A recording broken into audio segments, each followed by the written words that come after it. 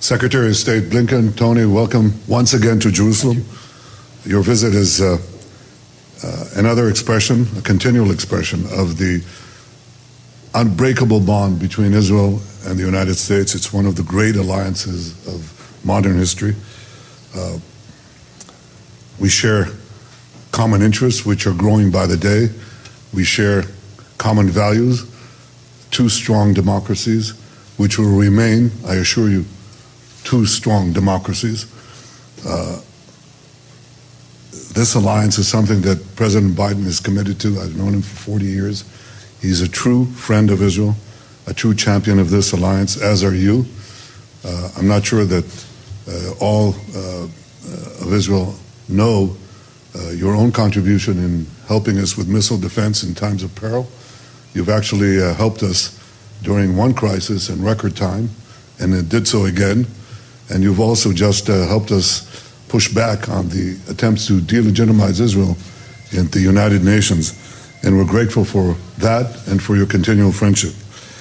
Your visit comes at an important time.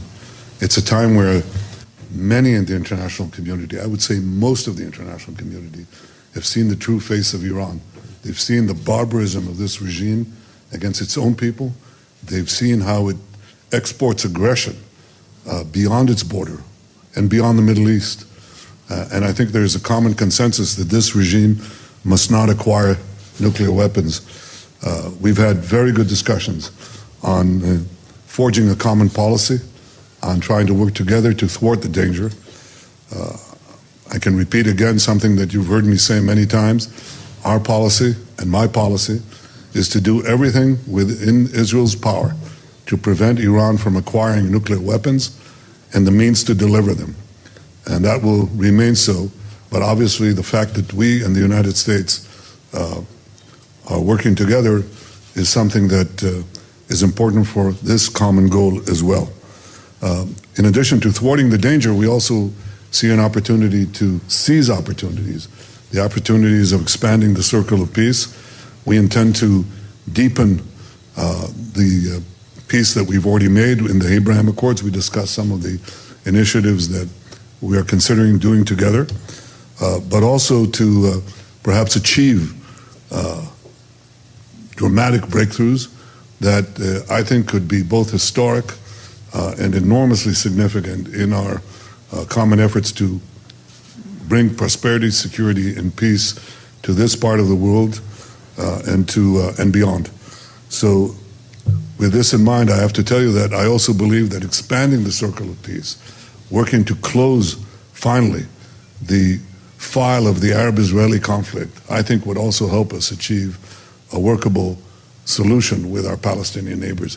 And for all these reasons, I welcome you once again to Jerusalem. Welcome.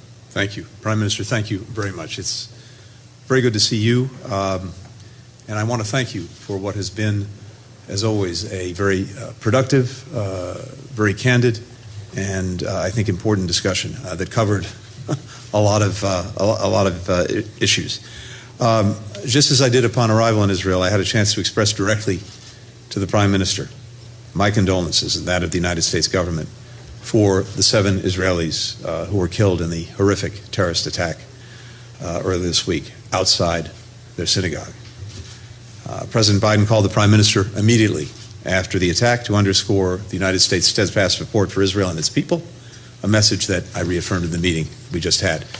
In the context of this attack and escalating violence, it's important that the government and people of Israel know America's commitment to their security remains ironclad.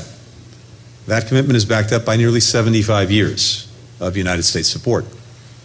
America's commitment has never wavered. It never will. And today, the Prime Minister and I discussed ways that we can continue to strengthen our partnership and our shared security interests. We agree that Iran must never be allowed to acquire a nuclear weapon. And we discussed deepening cooperation to confront and counter Iran's destabilizing activities in the region and beyond. Just as Iran has long supported terrorists that attack Israelis and others, the regime is now providing drones that Russia is using to kill innocent Ukrainian civilians. In turn, Russia is providing sophisticated weaponries to Iran. It's a two-way street. Russia's ongoing atrocities only underscore the importance of providing support for all of Ukraine's needs, humanitarian, economic, and security, as it bravely defends its people and its very right to exist, a topic that we also discussed today.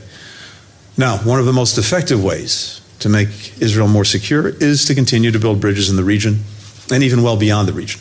That's why we've worked relentlessly to deepen and broaden the Abraham Accords and other normalization agreements between Israel and Arab states. Earlier this month, a large delegation from across the United States government joined representatives from Israel, from Bahrain, from Egypt, from Morocco, from the United Arab Emirates in Abu Dhabi for the first meeting of the Negev Forum working groups. This was the largest gathering of Israeli and Arab officials since the 1991 Madrid Conference. These groups are focusing on issues affecting the lives and livelihoods of all of our people, food and water security, clean energy, healthcare, education and coexistence, tourism, regional security.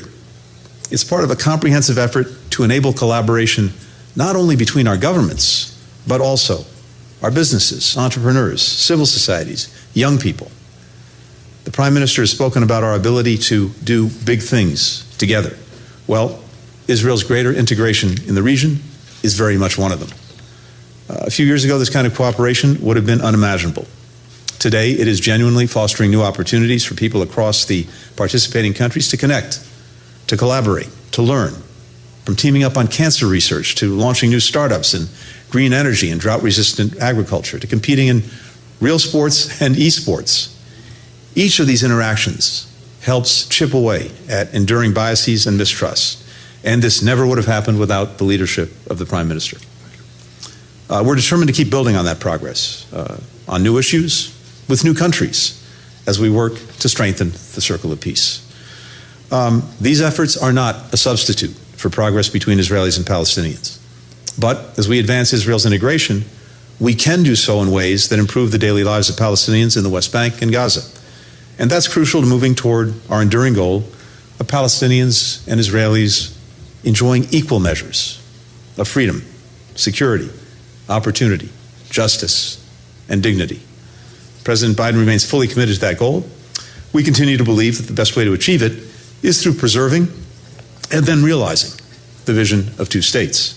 As I said to the Prime Minister, anything that moves us away from that vision is, in our judgment, detrimental to Israel's long-term security and its long-term identity as a Jewish and democratic state. That's why we're urging all sides now to take urgent steps to restore calm, to de-escalate.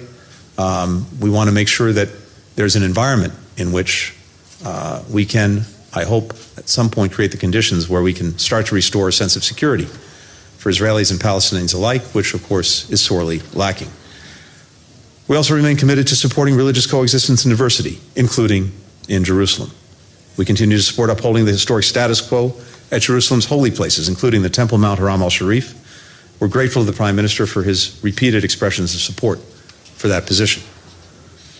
One of the things that makes the partnership between us so strong is that it goes well beyond any one American or Israeli government. Few people understand that better than President Biden, who's worked closely with every Israeli Prime Minister since Golda Meir, and Prime Minister Netanyahu, who has worked closely with his share of American presidents. Quite a few. Throughout the relationship between our countries, what we come back to time and again is that it is rooted both in shared interests and in shared values. That includes our support for core democratic principles and institutions, including respect for human rights, the equal administration of justice for all, the equal rights of minority groups, the rule of law, free press, a robust civil society. And the vibrancy of Israel's civil society has been on full display of late. The commitment of people in both our countries to make their voices heard, to defend their rights, is one of the unique strengths of our democracies. Another is a recognition that building consensus for new proposals is the most effective way to ensure they're embraced and that they endure. Our fellow democracies can also make us stronger.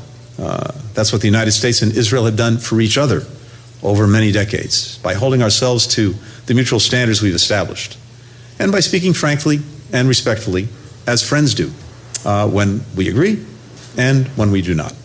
The discussion that the Prime Minister and I had today was no exception. That conversation will continue, including with other members of Israel's government and civil society, as part of a perpetual process to defend and bolster the pillars of our democracy, which we are both committed to.